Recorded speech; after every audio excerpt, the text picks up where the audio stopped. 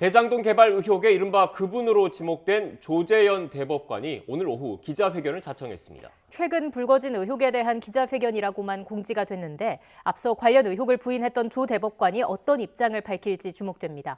취재기자 연결하겠습니다. 우철희 기자. 네, 대법원입니다. 네, 회견 언제 열리는 겁니까? 네, 조재현 대법관이 오늘 오후 2시 대법원에서 기자회견을 열기로 했습니다. 대법원 법원행정처가 조금 전 기자단에 공지한 내용입니다.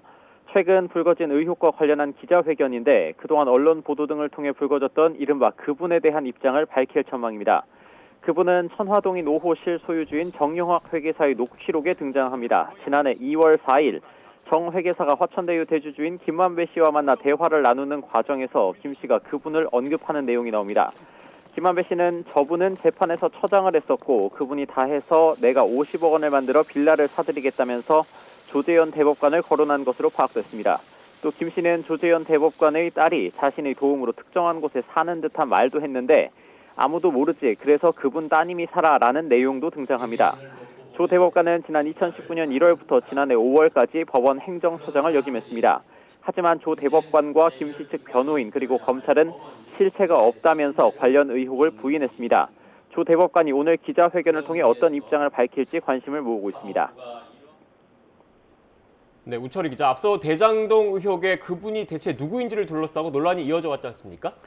네, 그렇습니다. 앞서 그분 의혹이 처음 제기된 건 지난해 10월 언론 보도를 통해서입니다. 천화동인 1호 배당금의 절반이 그분 것이라는 김만배 씨 발언이 발단이 됐습니다. 이 때문에 당시 성남시장이던 이재명 더불어민주당 대선 후보가 바로 그분 아니냐는 의혹이 꾸준히 제기됐습니다. 특히 야당인 국민의힘은 김 씨보다 5살이나 어린 유동규 전 성남도시개발공사 기획본부장을 그분으로 부르겠냐면서 이재명 후보라는 공세를 펴왔습니다.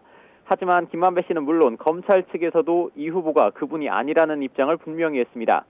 지난해 국회 국정감사에서 대장동 수사를 지휘하는 이정수 서울중앙지검장은 그분을 다른 사람으로 지칭하는 표현이 있다면서 정치인 그분이 아니라고 밝혔습니다.